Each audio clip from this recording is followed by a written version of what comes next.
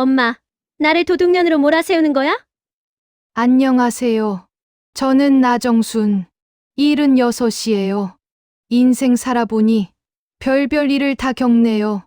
참 기가 막히고 또 제 인생을 흔들어 놓은 그날의 이야기를 들려드리려 해요. 구독, 좋아요는 정순이를 웃게 해요. 감사합니다. 날씨가 맑고 화창한 날은 세상이 새 것 같아요. 마치 밤새 누군가 조심스럽게 먼지를 닦아낸 것처럼 마음도 자연스레 밝아지는 그런 날, 오늘이 그런 날이었어요. 세탁기 옆에 서서 젖은 수건을 짜다 문득 거실 서랍이 눈에 들어왔어요. 닫혀 있어야 할 서랍문이 아주 살짝 반틈쯤 열려 있었거든요. 별일 아니겠지 싶었지만 왜인지 가슴이 콩 하고 내려앉았어요. 손끝으로 서랍을 밀어 닫으려다 그만 멈췄죠. 안에는 새 딸이 매달 보내주는 봉투가 이름표별로 가지런히 누워 있었어요. 영숙, 영미, 영희. 세 자식 이름이 곱게 적혀 있죠. 색깔별로 다른 봉투가 내 인생의 달력처럼 줄 세워져 있었어요. 저 봉투들 나는 한 번도 손댄 적이 없어요. 받을 땐 고맙지만 왠지 쓰면 안 될 것 같았죠. 그냥 모아두면 마음이 든든했거든요. 그게 내 노후 보험 같기도 했고요. 오늘은 콩나물 잡채나 해볼까? 혼잣말을 중얼거리며 막내딸이 사준 태블릿을 켰어요. 요즘은 요리 영상 보는 재미로 산다니까요. 젊은 남자 진행자가 그러더군요. 어머니들, 당면은 미리 불려두세요. 그 말투가 이상하게 정이 가요. 그때 현관에서 띠리리 삑 소리가 났어요. 비밀번호 누르는 소리부터가 성질을 꾹꾹 눌러 담은 것 같았죠. 누구야, 이 시간에 문이 열리자 쩌렁쩌렁한 목소리가 터졌어요. 엄마, 또 문 안 잠그고 있었죠? 아, 또 시작이구나 싶었어요. 둘째 영미였죠. 손에는 반찬 봉지가 들려 있었어요. 엄마, 반찬 좀 가져왔어요. 그 말투가 잔소리 같으면서도 정이 느껴졌죠. 아이고, 고맙다. 근데 전화라도 하지. 전화해도 안 받잖아요. 그 말에 내가 잠깐 말이 막혔어요. 요즘 귀가 조금 어두워진 건 사실이니까요. 그래도 섭섭한 마음이 스쳤어요. 영미는 냉장고 문을 열고 하나하나 반찬통을 넣었어요. 김치, 멸치볶음, 호박볶음. 정리하면서 말했죠. 엄마, 봉투 그냥 모으지 말고 쓰세요. 요즘 물가가 어떤데 그걸 다 모아둬요. 나는 웃으며 대답했어요. 됐다, 나 아직 살만해. 그래도 쓰세요. 쌓아만 두면 뭐해요. 그 말이 괜히 마음에 걸렸죠.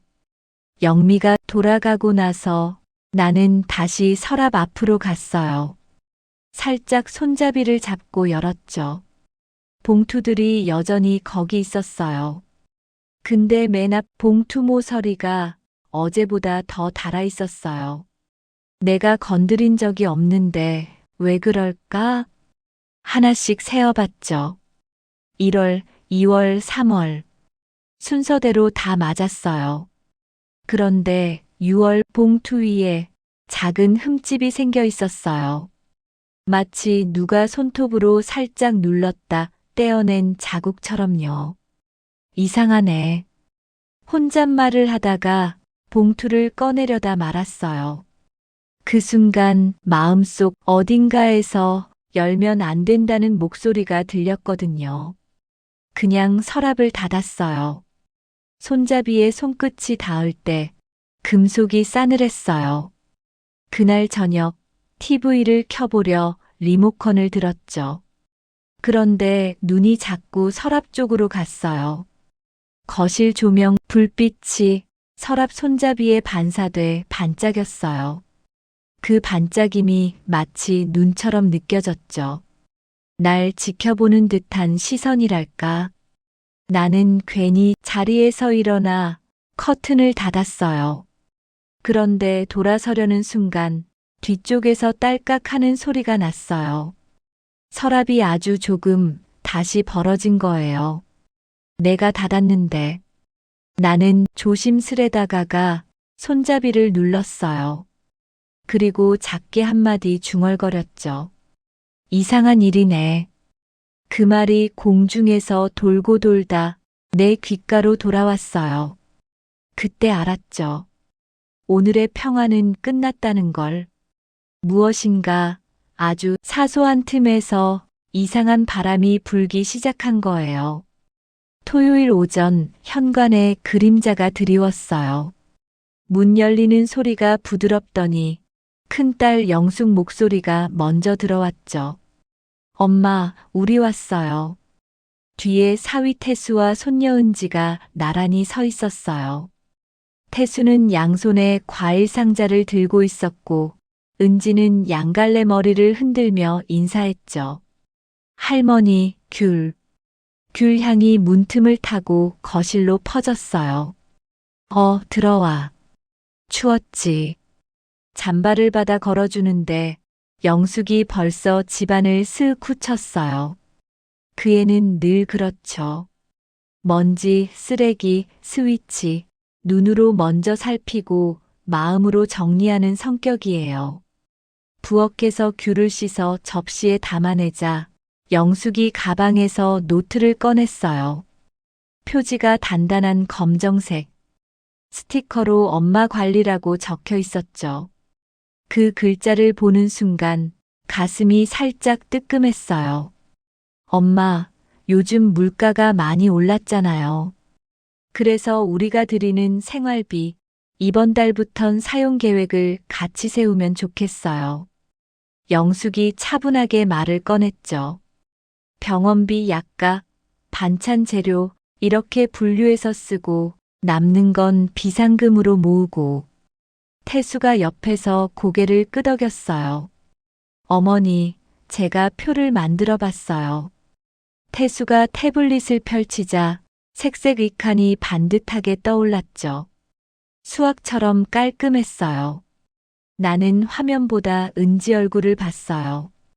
애는 귤 한 조각을 입에 넣고 입꼬리를 올렸죠. 그 웃음이 달았어요. 좋은데, 내가 알아서 해도 되는데. 내가 웃으며 말했어요. 영숙이 부드럽게 고개를 저었죠. 엄마, 지난달 약값이 갑자기 늘었거든요. 영수증을 못 찾아서 우리가 못 맞췄어요. 이제 기록을 같이 해요. 나는 말없이 끄덕였어요. 사실 영수증은 서랍 한켠에 몰아넣었거든요. 그 서랍 생각이 스치자 등줄기가 서늘했죠. 엄마, 혹시 서랍 좀 열어도 돼요? 영숙이 조심스럽게 물었어요. 나는 손짓으로 허락했죠. 영숙이 서랍 앞에 앉자 은지가 슬금슬금 다가왔어요. 작은 손으로 손잡이를 만지작거리다가 나를 올려다봤죠. 할머니, 열어도 돼? 조심히. 은지 손끝이 깃털처럼 가벼웠어요. 서랍이 스르륵 열렸죠. 안에는 봉투들이 줄을 맞춰 누워 있었어요. 영숙, 영미, 영희. 영숙이 자기 이름이 적힌 봉투를 집어들더니 뒷면을 뒤집었어요. 그리고 눈썹이 살짝 모였죠. 엄마, 이 글씨 누구 거예요? 나는 고개를 갸웃했어요. 뒷면 구석에 아주 작은 글씨가 있었죠. 엄마 건강. 내 글씨도 영숙 언니 글씨도 우리 집에서 늘 보던 글씨가 아니었어요.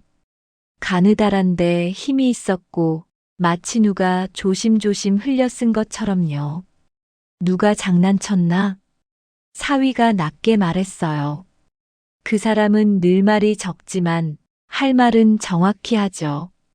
영숙은 봉투를 들고 빛에 비춰보더니 나는 거실불을 조금 더 밝게 켰어요.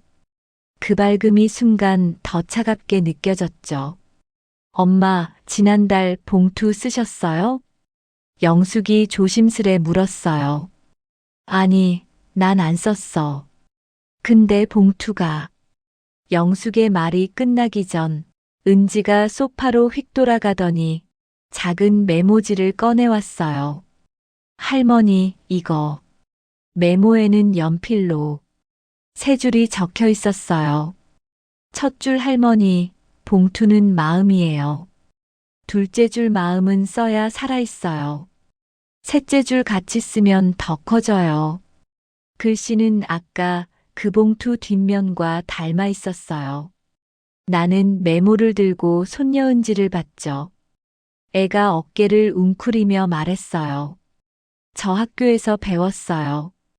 우리 반에서 모아서 연말에 어디에 보내거든요. 영숙이 손녀 쪽으로 몸을 기울였어요. 은지야, 이건 어디서 났니? 그냥 내가 썼어. 은지는 시선을 떨궜죠. 연필심이 손가락에 묻어 있었어요. 그 조그만 얼룩이 이상하게 마음을 찔렀어요. 괜찮아. 내가 먼저 말했어요. 예쁘다. 잘 썼다. 은지가 살짝 웃었죠. 그런데 메모 구석에 미세한 눌린 자국이 있었어요. 마치 똑같은 문장을 2번, 3번 덧그린 것처럼요.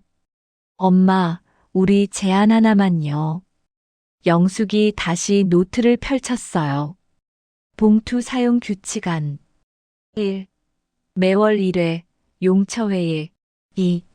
지출 후 영수증 보관. 3. 잔액은 봉투에 기록. 4. 분기 1회, 가족 공동 사용 또는 기부 검토. 그 밑에 작게 쓰인 글씨가 눈에 들어왔죠. 서랍 비밀번호 변경, 보안 강화. 나는 그 줄에서 눈을 떼지 못했어요. 잠깐 서랍의 비밀번호? 내가 모르는 사이에 그 애들이 뭘 더 해놓은 걸까? 가슴이 조용히 두근거렸죠. 태수가 살포 딥을 열었어요. 어머니, 요즘 초인종 해킹 사례가 많아요. 제가 임시로 카메라 기록을 확인 중이에요. 혹시라도 이상한 움직임이 있으면 제가 바로 연락드리려고요. 그 말이 든든하면서도 한켠이 서늘해졌어요. 내 집이 내 집 같지 않은 순간이 있거든요. 누군가가 기록한다는 말, 그 세 글자가 오래 남았어요.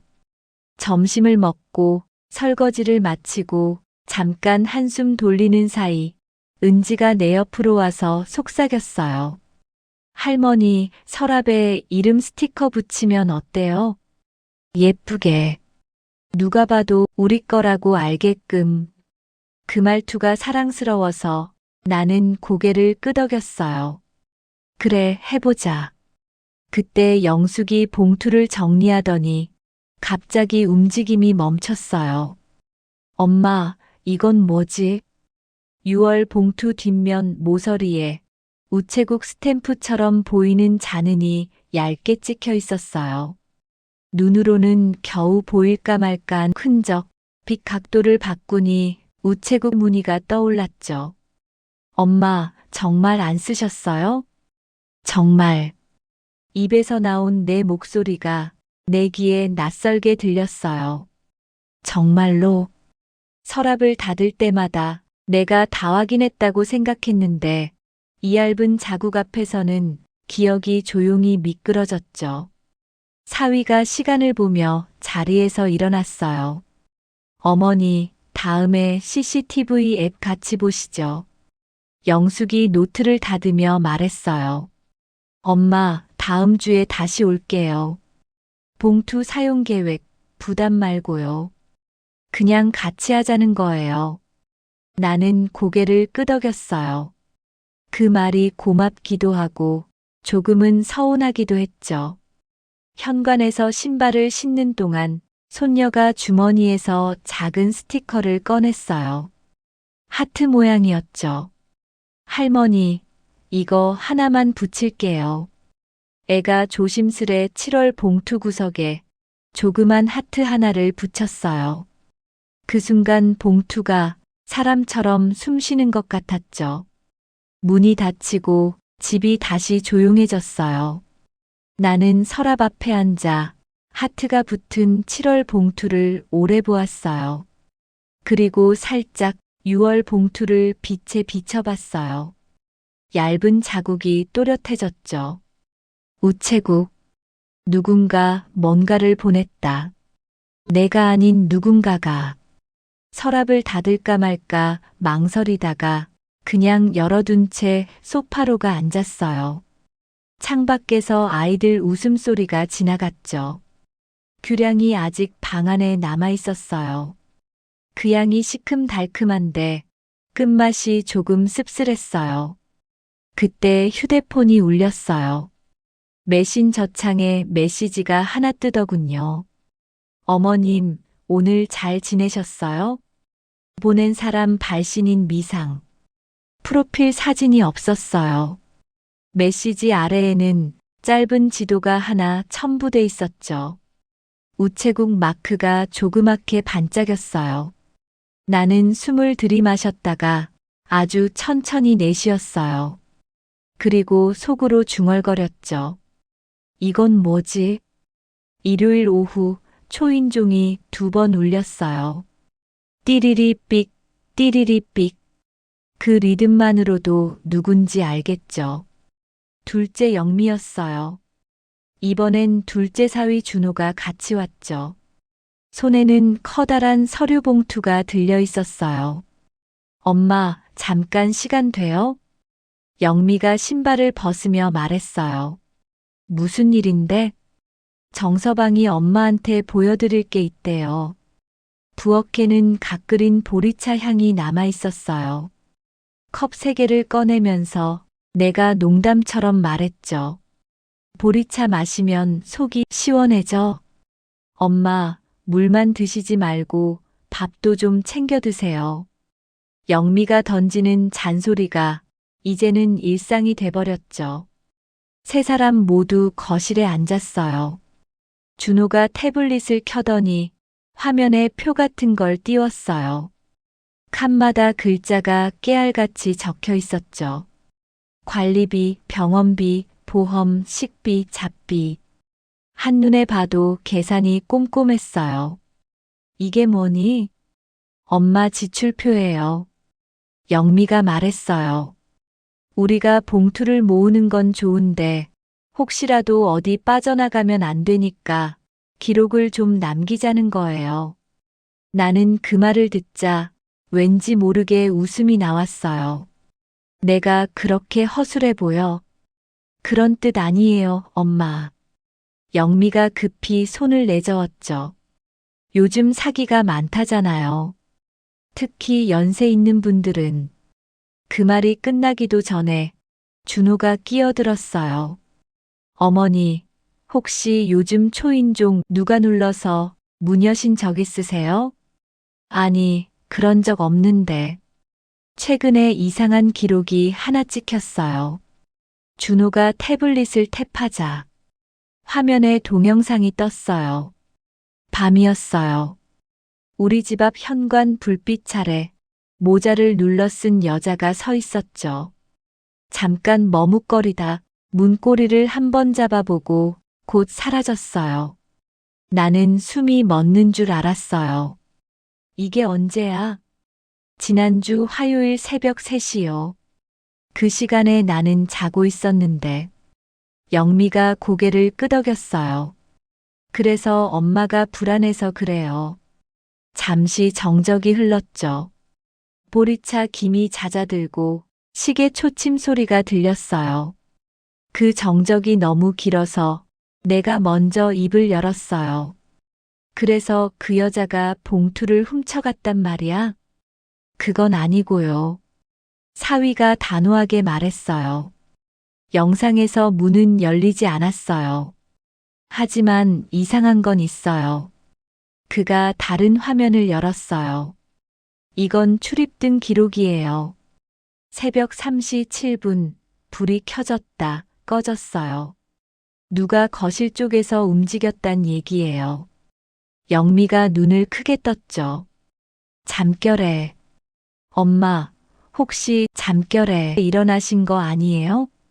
나는 그런 기억이 없는데. 말끝이 흔들렸어요. 기억이 희미하다는 게 이렇게 불안한 일인 줄 몰랐어요. 나는 천천히 자리에서 일어나 서랍 앞에 섰어요. 봉투들은 그대로 있었죠. 빛 아래에서 반듯하게 누워 있었어요. 하지만 내 눈에는 그 질서가 조금 흐트러져 보였어요. 엄마, 6월 봉투 위치가 바뀐 것 같아요. 영미가 말했다. 아니, 내가 늘 저 순서로 놔뒀는데 지난번엔 7월 봉투가 제일 앞이었어요. 그 말에 나도 모르게 서랍을 더 세게 닫아버렸죠. 이제 그만 봐라. 엄마, 우리 걱정돼서 그래요. 영미의 목소리에 억눌린 무언가가 묻어 있었어요. 사위는 잠시 눈치를 보다가 부드럽게 말을 꺼냈어요. 어머니, 혹시 서랍 열쇠 있으세요? 열쇠? 없는데. 그럼 그냥 손으로 열어요? 그래, 뭐 잠그지도 않았는데. 그럼 비밀번호 걸죠. 제가 설치해 드릴게요. 됐어. 그 한마디에 공기가 탁 멈췄어요. 잠시 후 영미가 부엌으로 가서 컵을 씻었어요. 물소리가 조용히 흘러나왔죠. 그 소리가 어찌 멀게 들렸어요. 나는 소파에 앉아 손끝을 바라봤어요. 손톱 밑에 세탁기 거품이 조금 남아 있었죠. 보면서 그 하얀 거품이 천천히 말라붙는 걸 보면서 문득 이런 생각이 들었어요. 나는 내 집에 있는데 왜 자꾸 밖에서 문 두드리는 소리가 들리지? 영미가 다시 돌아와 앉았어요. 엄마, 요즘 잠 잘 자요? 그럭저럭 불면증 오면 병원 가요. 나이 들면 약도 괜찮아요. 나는 대답 대신 보리차를 한 모금 마셨어요. 식은 차 맛이 밋밋했죠. 사위가 가방을 정리하며 말했어요. 어머니, 혹시 모자 쓴 여자가 누구인지 알아내면 저한테 바로 전화 주세요. 나는 고개를 끄덕였어요. 문득 마음속에서 모자 쓴 여자가 어찌 낯설지 않다는 생각이 들었죠. 하지만 금세 고개를 저으며 털어냈어요. 그들이 떠난 뒤 거실엔 정적이 가라앉았어요. 햇빛이 서랍 손잡이에 걸려 번쩍였죠. 나는 서랍 앞에 다가가 손잡이를 잡았다가 놓았어요. 그때 손끝에서 묘하게 따뜻한 온기가 느껴졌어요. 누군가 방금 전까지 잡고 있었던 것처럼. 서랍 위에 눈길을 두다가 나는 작은 이상함을 봤어요. 큰딸 영숙이가 붙여놓은 하트 스티커. 그게 봉투에서 떨어져 서랍 옆바닥에 붙어 있었어요. 살짝 긁어 떼어내 손에 쥐었죠. 하트 모양 가운데가 찢겨 있었어요. 이상하네. 그 말이 다시 입에서 나왔어요. 오늘만 3번째였죠. 밤이 되자 초인종이 또 울렸어요. 띠리리삑. 이번엔 한 번만 울렸어요. 나는 가만히 서서 숨을 죽였어요. 문 밖엔 아무 소리도 없었어요. 그런데 이상하게 서랍 안쪽에서 아주 미세한 종이 부딪히는 소리가 났어요. 슥, 사각. 내가 닫은 서랍 안에서 봉투들이 스스로 움직이는 듯한 소리. 나는 그 자리에 굳어섰죠. 그 소리가 멈췄을 때 집안은 다시 고요했어요. 그러다 문득 생각이 들었어요. 혹시 그 여자가 우리 중 누군가일 수도 있지 않을까? 그 말을 속으로 삼켰어요. 그리고 조용히 서랍을 바라봤죠. 손잡이 위 하트 스티커 자국이 어둠 속에서 희미하게 빛났어요. 빛이 떨리고 있었어요. 마치 무언가가 숨을 쉬는 듯이. 월요일 오후 바람이 잦아들던 시간이에요. 베란다에서 화분잎을 닦고 있는데 문자 하나가 먼저 왔어요. 엄마, 지금 근처. 우유랑 빵 사왔어요. 막내 영희였죠. 현관 비밀번호 소리가 부드럽게 울렸어요. 띠리삑. 둘째처럼 쿵쾅 누르진 않아요. 영희는 늘 조심조심 숨소리까지 줄이는 애예요. 문이 열리고 나서도 한 박자 쉬고 들어오는 습관이 있죠. 엄마. 문턱에서 낮게 부르는 그 소리에 가슴이 먼저 풀렸어요. 왔니? 추웠겠다. 장바구니를 받아 부엌 선반에 올려놓는데 비닐이 바스락하고 눌리는 소리가 오늘따라 크게 들렸어요. 우유 2통, 식빵 1봉지, 달걀 1판. 영희가 장갑을 벗으며 웃었어요. 엄마, 달걀은 냉장고 칸낮은데요. 문 열고 바람 들어오면 안 깨져요. 늘 이런 실용적인 말을 먼저 꺼내는 아이죠. 입꼬리는 올라가 있는데 눈가 근처가 살짝 굳어 있었어요. 보리차 대신 우유 데울까 물으니 아니에요. 그냥 빵 뜯어 먹어요. 영희가 뜯는 소리가 쿡 하고 끊겼어요. 식탁에 놓인 접시를 밀어주는데 손등이 차갑더군요. 손이 왜 이렇게 얼었어? 괜찮아요. 세 모금쯤 먹고 나서 저절로 시선이 서랍 쪽으로 갔어요. 그 애도 같은 방향을 한번 훑더군요. 아무 말 없었지만 둘 다 그 서랍을 생각하고 있단 걸 알겠더라고요. 말을 바꿨어요. 요즘 일은 어때? 흔들흔들 그래도 버텨야죠. 웃었는데 이가 단단히 다물린 웃음이었어요. 빈 접시를 들고 싱크대로 가는데 손끝에 걸리는 종이 한 장이 있었어요. 어제 못 봤던 작은 전표 반쪽. 우체까지만 남은 붉은 스탬프 자국. 빗물에 번졌다 말라붙은 종이 질감이 손끝에 까슬까슬 걸렸죠. 이건 뭐냐? 나지막이 묻자 영희가 부엌 입구에서 굳어섰어요. 아, 그거 버려야 해요. 왜? 찢어진 거예요. 쓸데없어요. 말은 담담했는데 그의 목젖이 작게 한번 올라갔다 내려갔어요. 나는 전표를 접어 서랍 위에 올려두었어요. 그때 휴대폰이 드르륵 진동했죠. 초인종 앱 알림. 새로운 움직임 감지. 둘째 사위 준호가 깔아준 그 앱. 영희가 그 화면을 보는 순간 표정이 아주 얇게 흔들렸어요. 엄마, 그거 그냥 꺼놔요. 왜? 신경 쓰여요. 소리만 들어도 가슴이 덜컥하잖아요. 그래도 알아야지. 누가 오면. 나는 앱을 열었어요. 어젯밤 11시 48분, 복도 끝에서 모자 쓴 그림자가 카메라 프레임을 스쳤더군요. 실루엣, 정면은 아니고 옆 얼굴의 실루엣, 길쭉한 캡모자, 어깨선이 조금 좁고 목둘레가 마른 사람. 한 걸음 멈짓했다가 내 문 앞을 스쳐 지나 복도 끝으로 사라지는 영상. 몇 초뿐인데 길게 느껴졌어요. 누구 같니? 글쎄요. 영희가 고개를 아주 천천히 저었어요. 그때 손목에 시계줄이 앙하고 미세하게 울렸어요. 작은 진동이었지만 그 떨림이 이상하게 내기로 들어오더군요.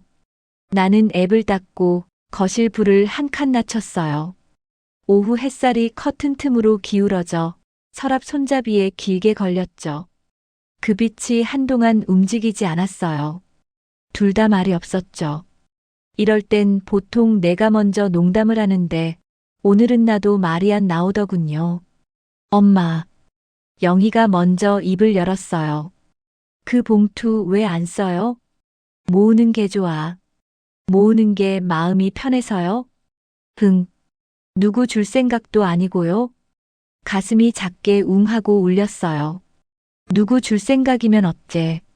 말하고 나니까 스스로도 낯선 대답이었죠. 그 애가 눈을 들어 나를 정면으로 봤어요. 눈동자가 흔들리는 대신 매우 또렷했어요. 엄마, 혹시 누구한테 보내요? 무슨 말이냐? 아니, 그냥 요즘 우체국이 자주 떠서. 자주 떠? 영희가 급히 웃음으로 덮었어요. 아니에요. 제가 헛소리했어요. 그 웃음 속에 숨이 가빠 있었죠. 나는 자리에서 일어나 서랍을 열었어요. 봉투들이 눕고 하트 스티커가 빛에 반짝였죠. 하나를 들어 올려 등 쪽을 비쳤어요. 얇은 스탬프에 자는 우체국의 곡선들이 고개를 들었어요. 영희가 아주 천천히 다가와 내 손목 아래를 봤어요. 손톱이 하얗게 말라 있었어요. 어제, 아니 그제의 세제 냄새가 문득 되살아났죠. 엄마, 제가. 그 애가 말을 꺼내다가 초인종이 울렸어요. 띠리삑. 둘 다 동시에 고개를 들었죠. 화면엔 아무도 없었어요. 감지 알림만 바람처럼 스쳐가고 영희가 내 어깨에 가볍게 손을 올렸어요. 체온이 차고 결심이 뜨거운 손, 나는 천천히 서랍을 닫았어요. 딸깍하고 닫히는 소리. 그 소리가 오늘은 유난히 낮게 울렸어요. 그리고 식탁으로 가서 우유를 한 모금 마셨어요. 고소한 맛 끝에 아주 조금 비린 기운, 말하지 않은 문장들이 혀끝에 남아있는 맛 같았어요. 영희가 가방을 들다가 무언가를 바닥에 떨어뜨렸어요. 사각하고 가벼운 종이. 나는 허리를 숙여 주워들었죠. 우체국 접수표 반쪽짜리. 숫자 일부, 창구 번호, 날짜 한 끝. 영희가 순간 숨을 들이마셨다가 바로 웃었어요. 아, 그거요. 회사 우편인데 오늘 버리려던 건데. 말끝에 호흡이 약간 빨랐어요. 나는 종이를 접어 그냥 식탁 모서리에 올려두었어요. 그래. 그 한마디가 방안 공기를 한번 꺾었죠. 복도 끝에서 누군가 스쳐 지나갔어요. 후드 달린 점퍼, 라텍스 장갑 같은 흰색 장갑. 쓰레기 분리수거 나가는 이웃일 수도 있고 아니면 배달인이었을 수도 있어요. 그런데 발소리가 너무 가벼웠어요. 발 뒤꿈치를 거의 찍지 않는 걸음, 문을 닫고 나서 영희가 내 눈을 똑바로 보더군요. 엄마, 오늘은 카메라 알림 꺼요. 우리 둘이 밥하고 수다 떨면 안 돼요? 그래. 나는 그 자리에서 정말 그 알림을 껐어요. 소리가 사라지자 집이 갑자기 오래된 집처럼 조용해졌어요. 우리 둘은 다시 부엌으로 갔어요. 식빵을 2장 굽고 버터를 얇게 발랐죠. 버터칼이 접시에 부딪히면에는 맑은 금속 소리. 그 사이 영희가 말했어요. 엄마, 있잖아요. 사람이요 모으기만 하면 마음이 굳어지는 것 같아요. 그럴 수도 있지. 근데 쓰면 무서워져요. 뭐가? 비는 순간요. 그 말이 이상하게 아팠어요. 비는 순간 손바닥에서 물이 빠져나가는 감각, 빨래를 짤 때처럼 나는 빵 한 조각을 천천히 씹었어요. 튀어나온 가장자리가 입천정을 살짝 긁었죠. 영희야, 응. 힘들면 말해라. 그 애가 웃었어요. 말하면 엄마가 비잖아요.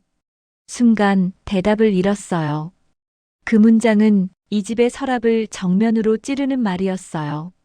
저녁이 가까워지자 영희가 가겠다고 일어섰어요.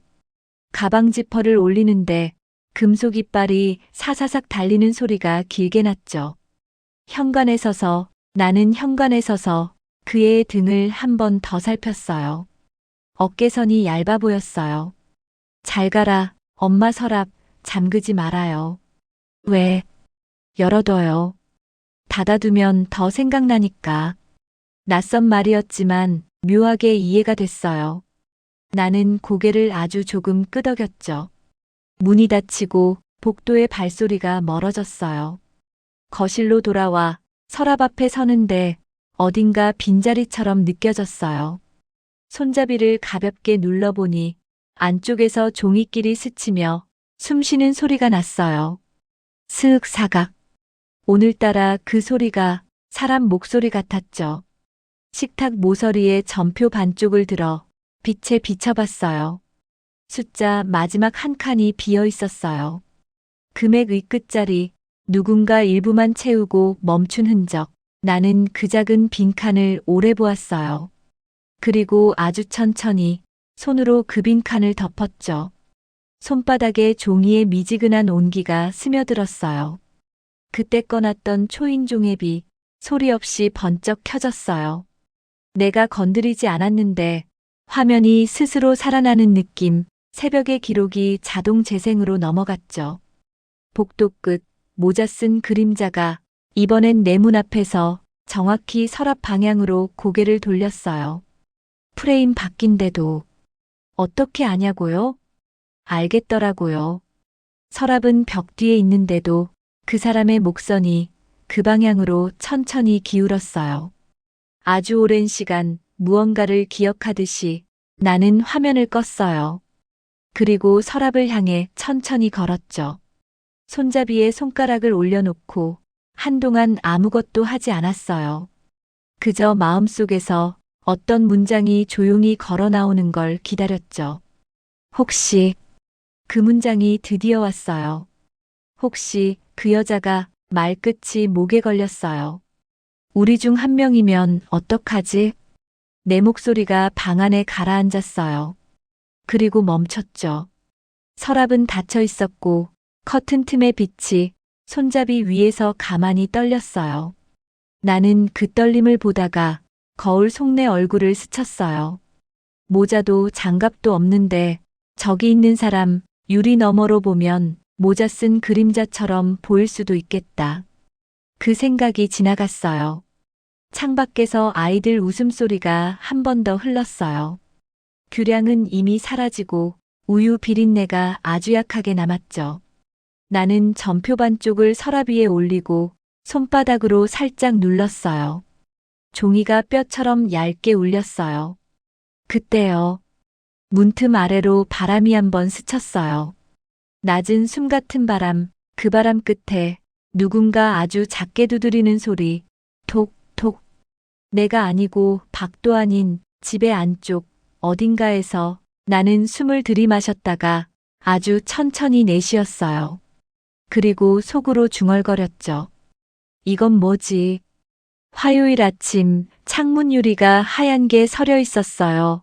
밤새 비가 내렸는지 골목길이 반짝이더군요. 커튼을 열자 묘하게 차가운 공기가 밀려 들어왔어요. 그 냄새는 비가 아니라 오래된 흙냄새 같았어요. 주전자 대신 오늘은 다리미를 켰죠. 영희가 다녀간 다음 날엔 괜히 옷을 하나쯤 다리고 싶어요.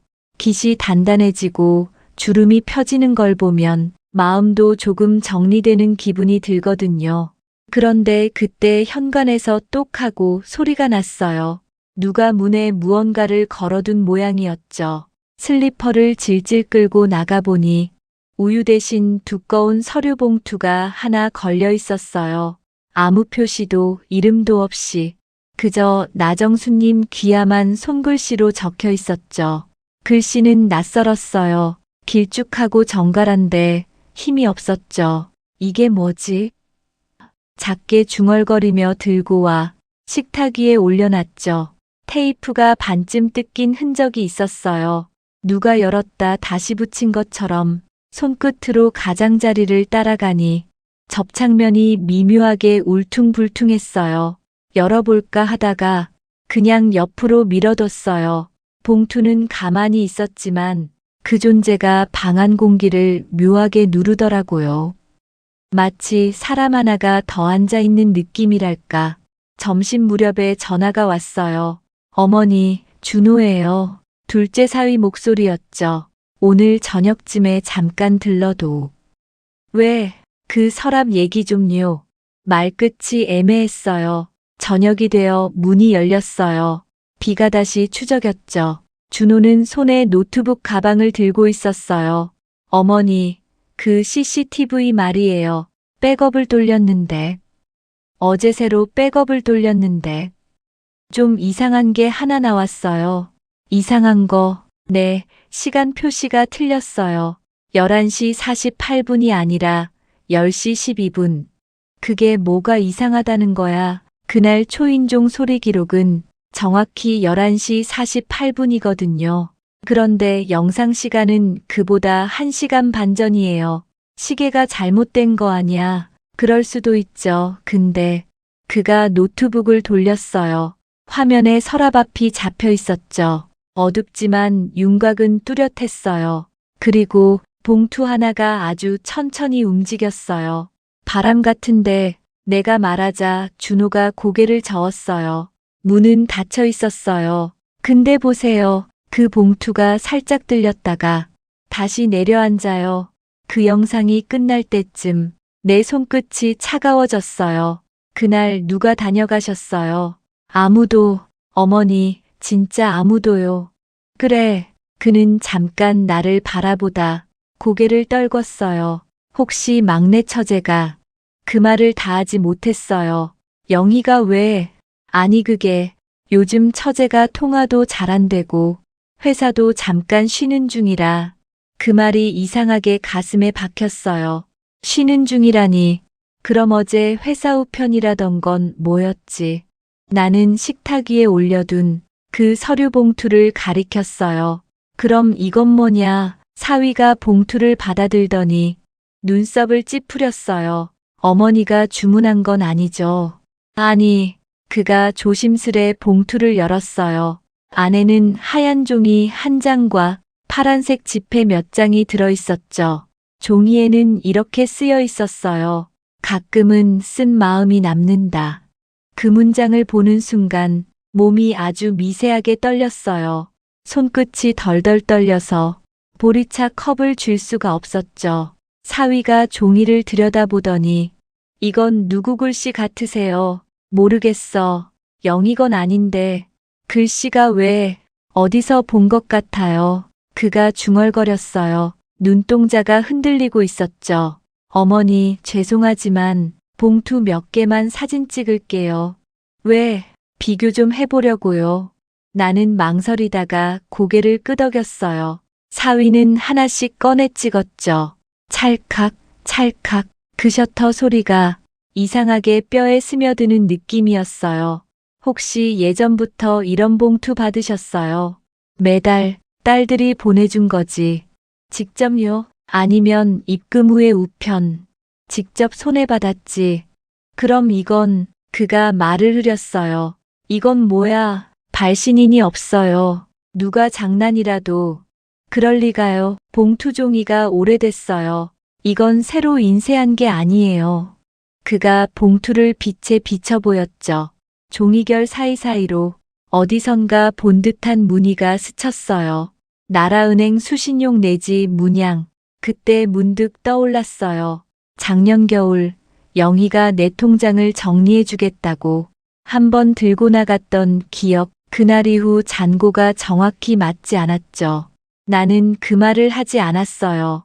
그저 조용히 봉투를 다시 모아 서랍에 넣었어요. 어머니, 혹시라도 또 이상한 봉투 오면 절대로 혼자 열지 마세요.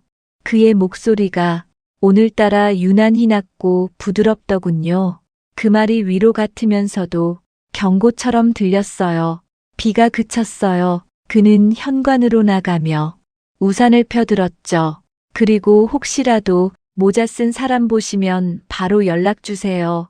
그래. 문이 닫히고 나서 집이 조용해졌어요. 그런데 희한하게 방금 나간 사람의 향이 아직 남아 있었어요. 비냄새도 아니고 향수도 아닌 어딘가 금속성 냄새. 철문 손잡이 냄새 같기도 했죠. 나는 서랍 앞으로 가서 손잡이를 눌러봤어요. 딸깍 잠금이 안 걸려 있었어요. 서랍을 열자 봉투들이 다시 반듯하게 누워 있었죠. 그중 하나가 미세하게 흔들렸어요. 아직도 내 손끝이 그 온기를 기억하고 있었어요. 눈길이 매니봉투에 멈췄어요. 모서리에 작게 적혀 있었어요. 6월 완료. 그건 내가 쓴 글씨가 아니었어요. 누군가 내 삶의 계산서를 나 대신 정리하고 있었어요. 나는 그 봉투를 덮었어요. 그리고 아주 천천히 방불을 껐죠. 어둠 속에서도 서랍 손잡이가 희미하게 빛났어요. 그 불빛이 살아 움직이는 것 같았어요. 이상하죠. 그건 분명 내 집인데 그날따라 내 자리가 어딘가 좁아진 느낌이었어요. 누군가 내 옆에 앉아 숨 쉬는 소리만 내는 것처럼요. 나는 무심코 혼잣말했어요. 이건 또 뭐지? 밤새 잠이 오지 않았어요. 눈을 감으면 서류 봉투가 떠올랐고 귀를 막으면 종이 스치는 소리가 났죠. 그 얇은 사각 소리, 누군가 계속 서랍 안을 뒤적이는 것 같았어요. 벽시계 초침이 4번쯤 돌아가고 나서야 불을 켰더니 거실이 한순간 하얗게 살아났어요. 그 빛 아래 봉투들은 여전히 가지런히 누워 있었죠. 마치 내가 잠든 사이에도 제자리를 지키며 숨을 쉰 것처럼요. 나는 의자를 끌어와 앉았어요. 하나씩 손끝으로 만져봤죠. 종이의 감촉이 미세하게 달랐어요. 작년 건 까슬까슬한 재질, 최근 것은 매끄럽고 두께가 얇았어요. 그 차이를 느끼는 순간 내 머릿속 어딘가에서 오래된 장면이 스쳤어요. 그때는 아직 남편이 살아 있었어요. 봉투의 시작도 그 무렵이었죠. 그이가 병원비 걱정 때문에 딸들에게 매달 조금씩 보내달라고 했거든요. 내가 죽어도 당신은 돈 걱정 말고 살아야지. 그 말이 농담 같았는데 지금 생각하면 예고였어요. 그가 떠나고 난 다음 달 첫 번째 봉투가 왔죠. 큰딸 영숙이 건넸어요. 엄마, 아버지 뜻이에요.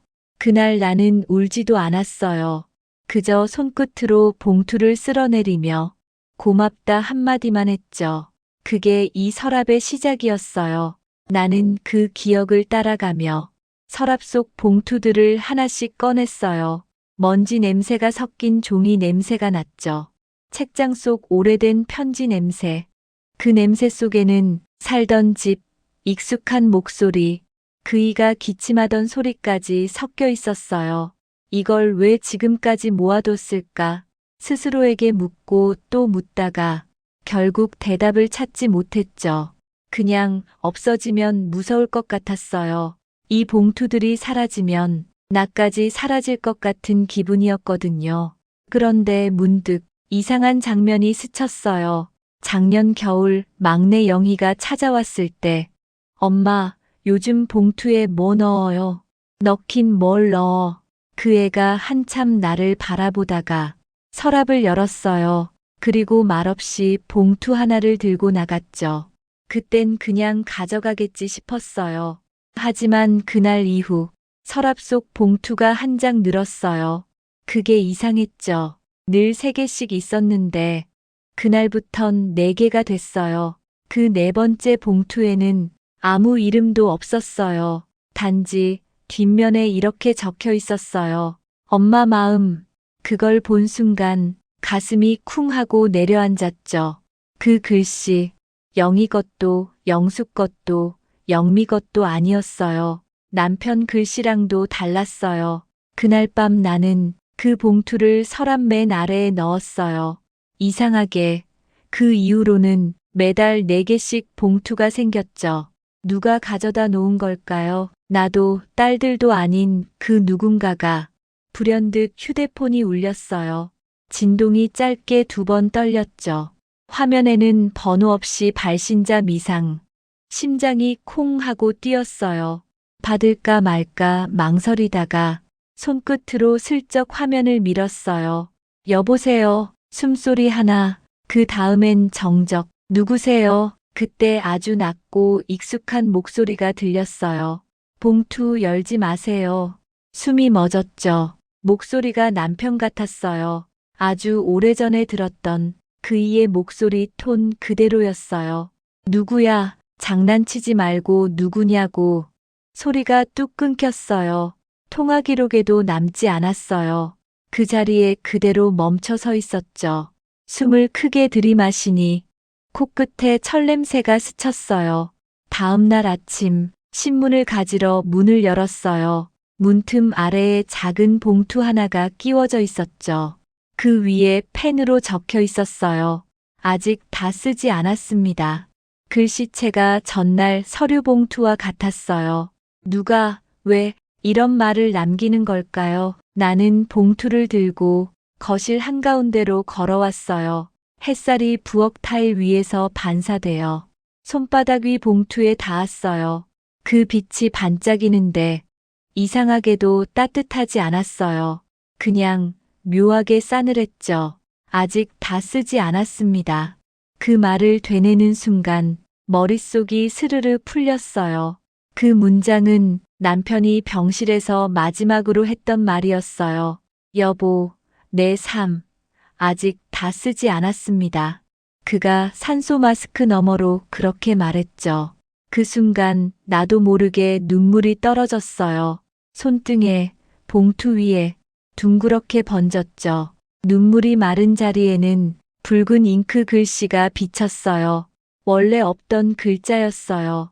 햇빛에 드러나듯 서서히 떠오르는 글씨. 6월 17일 회신 완료.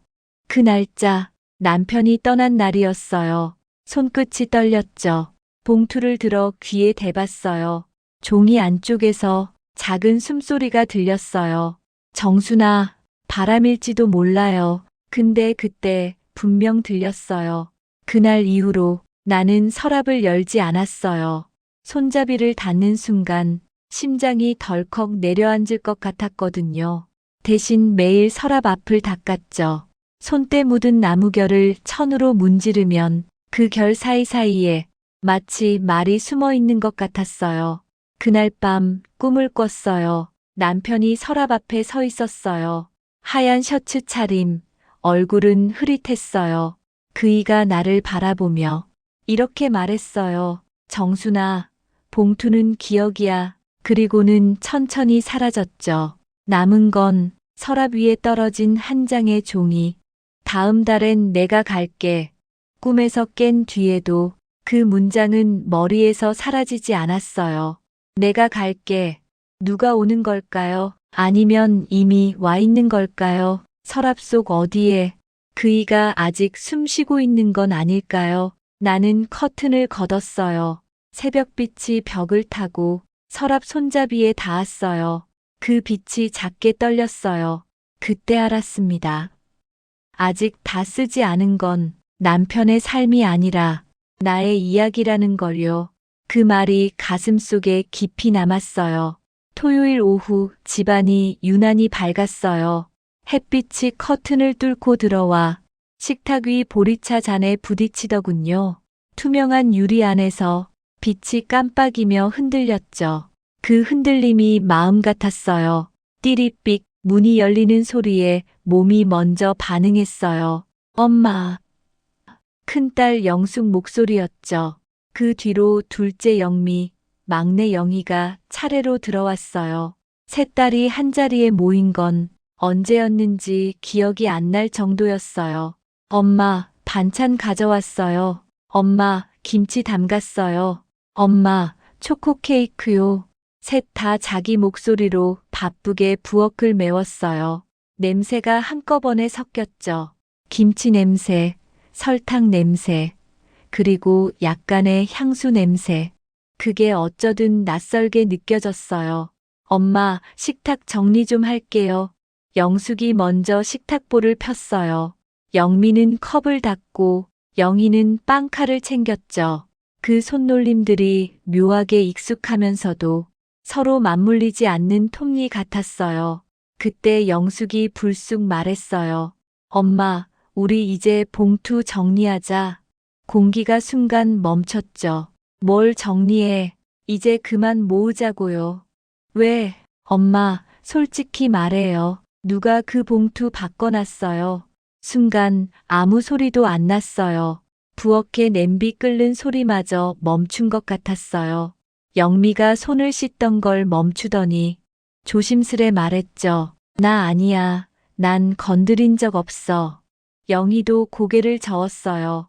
나도요. 세 사람 시선이 동시에 나를 향했어요. 내가 손을 떨며 말했어요. 나는 그냥 모아둔 것뿐이야. 그럼 이건 뭐예요?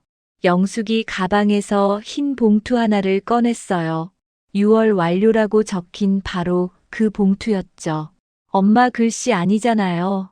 맞아. 영미가 끼어들었어요. 이거 서류 봉투에 들어있던 거랑 똑같아. 서류 봉투. 그날 현관에 걸려있던 거. 영숙이 놀란 눈으로 나를 봤어요. 그건 또 뭐예요? 내가 잠깐 숨을 고르며 설명했어요. 며칠 전에 문에 걸려 있었어. 이름도 없고 안엔 종이 한 장이랑 돈이 있었지. 누가 보냈는데요? 몰라. 나도 그게 제일 무서워. 영숙이 한숨을 길게 내쉬었어요. 엄마, 그거 경찰에 신고해야 해요. 신고는 무슨 신고야? 괜히 시끄럽게. 엄마, 이건 그냥 장난이 아니에요.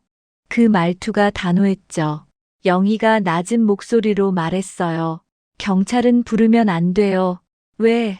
그냥요. 오히려 이상하게 볼 수도 있으니까. 그 말에 영숙이 눈썹을 치켜 세웠어요. 너 뭔가 아는 거 있지? 아니요. 거짓말하지 마.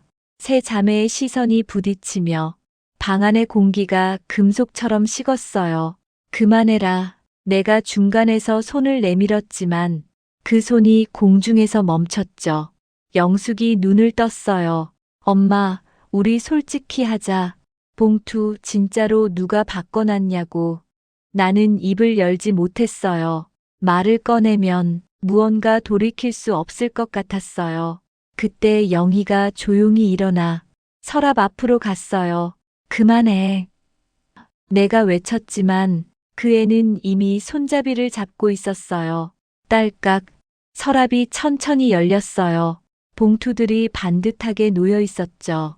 그 위에 하트 스티커 하나, 반쯤 떨어져 나간 채 붙어 있었어요. 영희가 맨 아래 봉투를 꺼냈어요.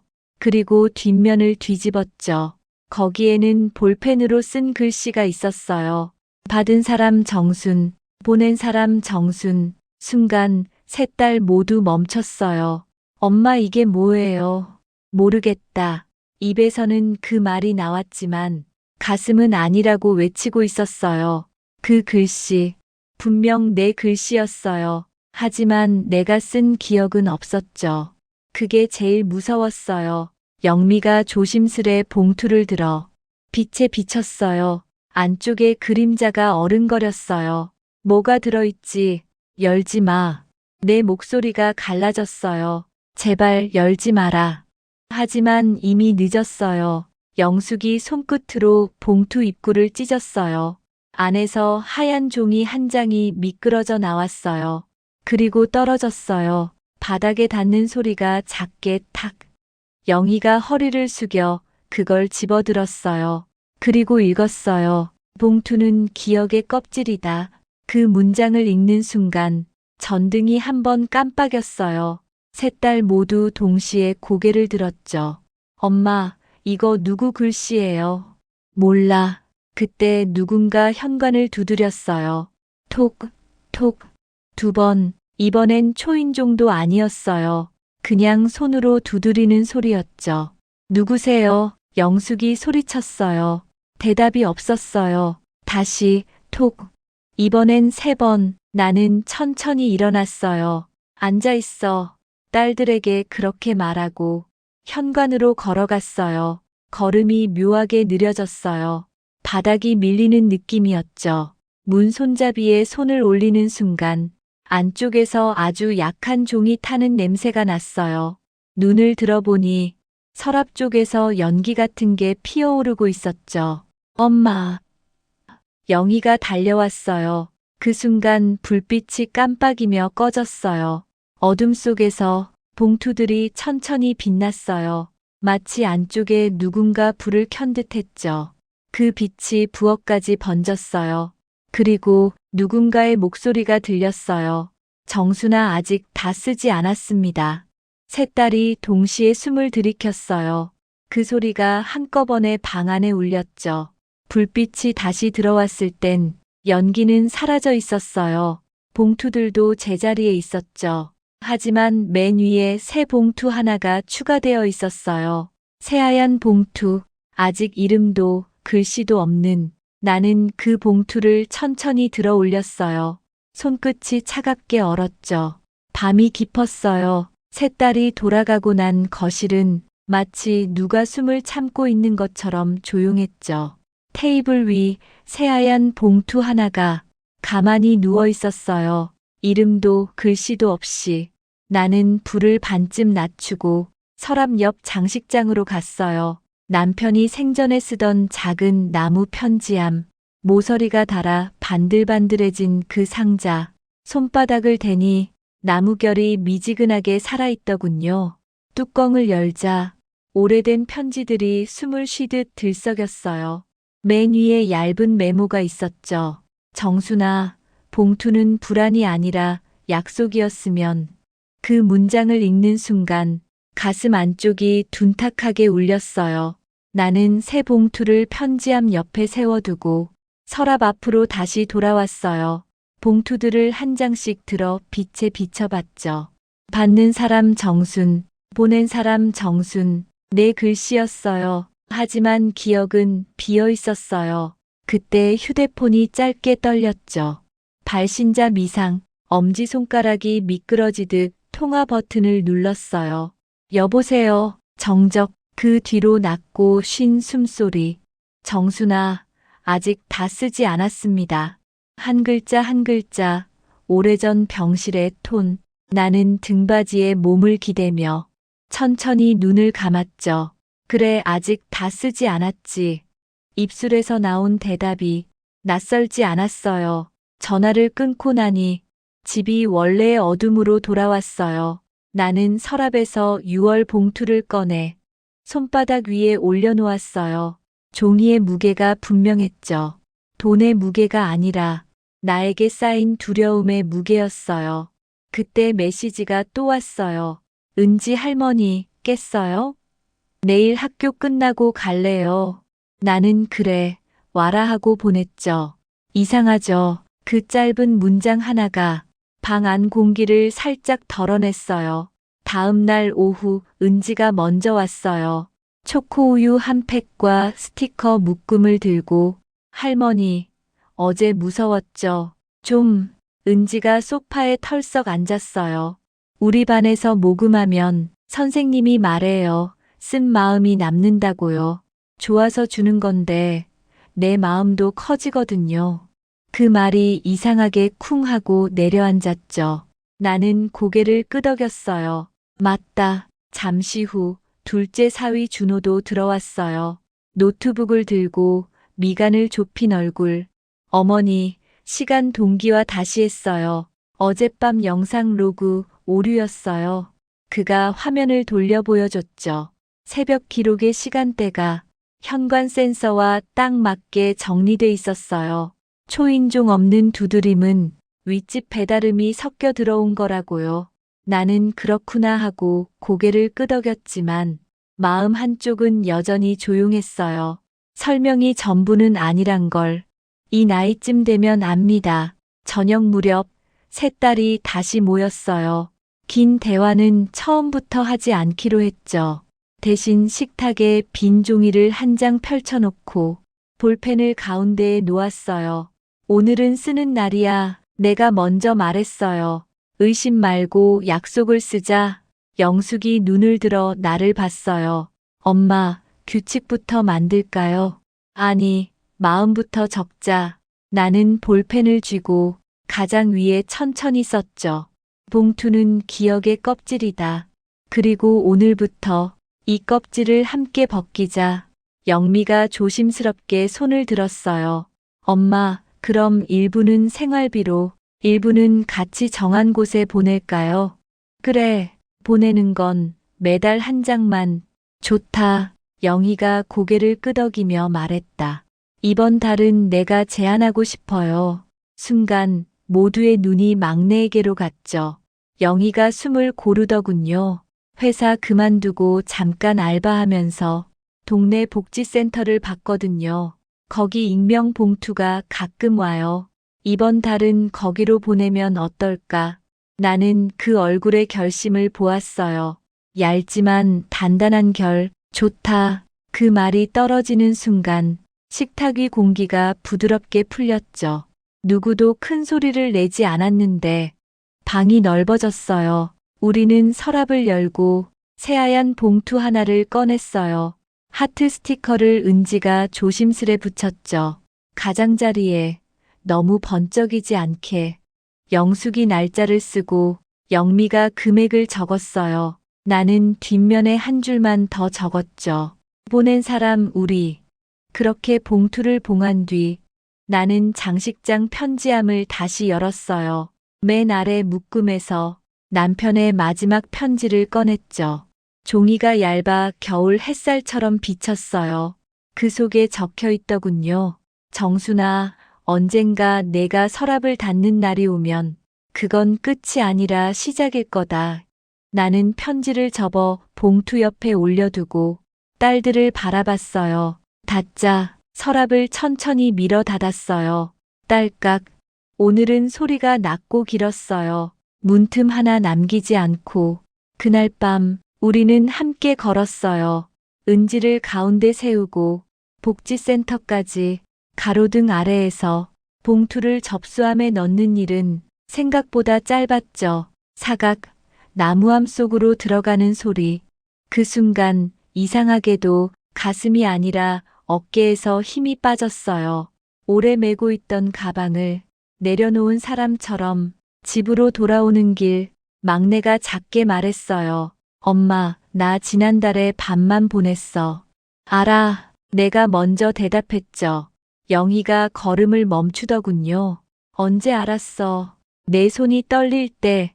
그리고 웃었어요. 나도 그랬거든. 영희가 웃다 말고 울었죠. 나는 그 어깨를 살짝 2번 두드렸어요. 현관 앞에 서니 초인종이 조용했어요. 문을 열고 들어오자 서랍 손잡이가 가만히 빛났죠. 아무도 건드리지 않았는데 집이 먼저 우리를 반기더군요. 식탁에 앉아 보리차를 한 잔 따랐어요. 향이 부드럽게 올라왔죠. 엄마, 오늘 차 맛있다. 영미가 말했다. 오늘은 물맛이 달라. 영숙이 웃었죠. 은지가 스티커를 한 장 더 꺼냈어요. 서랍 앞 모서리에 작게 붙였죠. 반짝이는 하트가 아니라 종이 질감 그대로의 하트. 튀지 않는, 오래 버틸 것 같은 모양. 창밖에서 바람이 한 번 스쳤어요. 커튼이 아주 조금 흔들렸죠. 나는 그 흔들림을 보며 속삭이듯 말했어요. 여보, 이제 알겠어. 봉투는 돈이 아니라 시간이었다는 걸. 쌓아둔 건 두려움이 아니라 기다림이었다는 걸. 그리고 오늘 우리는 그 기다림을 우리로 바꿨다는 걸요. 불을 끄고 서랍 앞을 한 번 더 닦았어요. 나무결이 손끝에 고르게 닿았죠. 그 결 사이로 작은 문장 하나가 지나갔어요. 잘했다. 나는 미소가 났어요. 오늘은 꿈을 꿔도 좋겠다 싶었죠. 아니, 꿈을 꾸지 않아도 이미 괜찮았어요. 잠들기 직전 휴대폰에 메시지가 하나 더 떴어요. 발신자 미상 다음 달엔 함께 가요. 나는 답장을 쓰지 않았어요. 대신 서랍을 바라보고 아주 작게 고개를 끄덕였죠. 그걸로 충분했어요. 이제 진짜로 우리의 봉투는 의심의 상자가 아니라 약속의 시작이니까.